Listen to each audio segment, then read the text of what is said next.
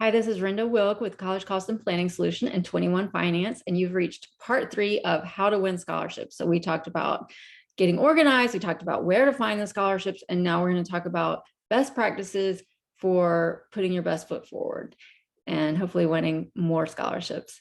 So let me share my screen, and while I do that, I will remind you to subscribe to the page and invite others to subscribe who need help planning for college, figuring out how to pay for it, how to get scholarships, and that sort of thing. All right, here we go. Here's my website just to introduce you, 21finance.xyz. And to read any of my articles, you just click on Learn. There's a blog, and then there's Read and Watch options in there too. Most of these articles that I cover on my YouTube channel are from the Read section. So part 3, best practices. First thing you want to do is get organized. And we talked about this a little bit before, but make sure that you schedule your time that you're going to do your scholarship planning. Make sure it's on your calendar. If you're working with a parent or a friend or an accountability partner, make sure you guys are on the same page and you kind of try to keep it the same time every week if possible, so that you'll be sure to get it done, because you're going to probably want to apply to a lot of scholarships over the 4 years of college. And so that the best way to do that and to remember to do it is just have a weekly appointment with yourself or a friend. Another thing I wanted to mention here in terms of best practices is most of the best scholarships are going to ask for information about you. There might be an essay, you might need to include your resume or some just answer some questions. So you want to make the people that are sponsoring the scholarship feel good about giving you a scholarship. So they want to see what kind of person you are, and you want to be able to paint a picture of who you are. You want to be able to show that you are industrious, that you are a hard worker, someone who gets things done, that you have leadership qualities, that you care about other people, and that you have passion for something. A lot of times this would be in the area of a career for your future, but not necessarily. They just want to see that you're a good, well-rounded person that they would be proud to have represent their organization with a scholarship. And there are plenty of different ways you can demonstrate these qualities, and it should just reflect who you are. So it really is going to depend on who you are as a person. But here I included in this article, and I will put the link to this article on my YouTube information so that you can access it. Like I told you how to get to it, 21finance.xyz. And you can just look at some different ideas that I included here and ways that you can show these qualities to the scholarship sponsors. Okay, I'm not going to go through those because every person is unique and you can read through them on your own.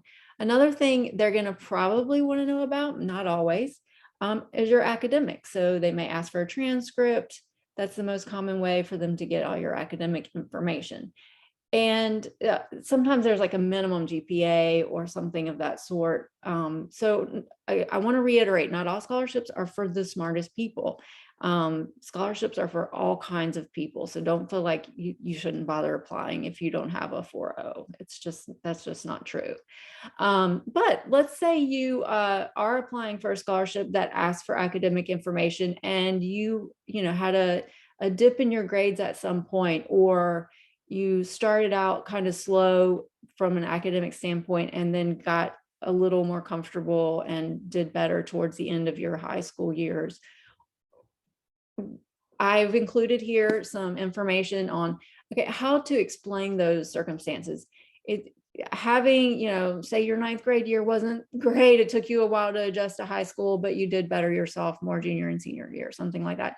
The main thing is just it's okay to point it out and explain why, and explain how you have mitigated the circumstances that led to you having lower grades at some point, and what you're doing for the future to make sure that you keep your academic performance up. So I've included some information about that in here. Your essay, if one is required, is a very important part of the application. That is really how they get to know you. since you're not going to know most of the people personally who are going to be judging you against your peers in terms of offering you a scholarship. So you want to put your best foot forward here. You want to write a well-organized essay, make sure it answers the question, make sure you have someone look it over and edit it for you for errors, because you know how it is once you've written something and you've read over it yourself 15 times, you no longer see any typos or anything like that. So it's good to have another set of eyes on it. And so I've included some information here about how to organize your information so that it is clear and well written for you to use as a guide. Your presentation is very important. Include your materials in the order that they were requested, unless you're told to do otherwise. Make sure you submit it in the way it's requested to be submitted. Make sure it looks neat, tidy, orderly, buttoned up. Submit something that is easy for them to follow and read and looks nice. That's a very important thing to remember, because sometimes when you're pulling all the information together, maybe it's late at night and you're tired and you don't want to do those last few steps that would really make you stand out and be presented well. Go ahead and do it anyway. Make yourself do it, because you're a lot more likely to get the scholarship if everything looks very nice that you submit. And then your follow-up is so important. If you win a scholarship, make sure to thank the people who chose you for that scholarship. Thank the organization. And I would go so far as to say, thank them when you hear that you've won, and then also when the money is actually received by you or the school, so that they know that you are very appreciative, and that will certainly help you, especially if there's a way to renew the scholarship. You definitely want to do that in that case as well.